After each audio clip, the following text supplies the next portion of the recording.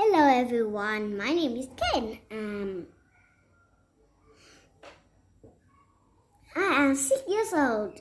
Today I read Bird and Kip's Basket. Kip was sad.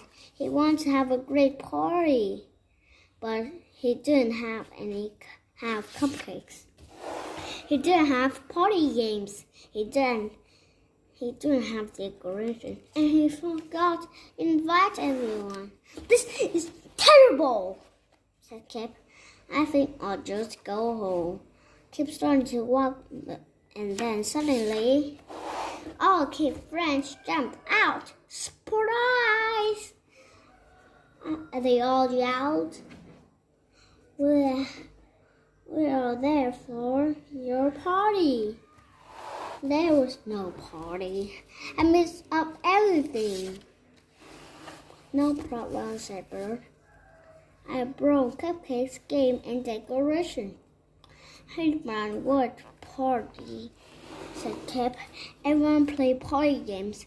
Then he sang Happy Birthday, Kip. To Kip. Kip blew out the candles. What do you wish for? Asked Bird. Nothing, said Kip.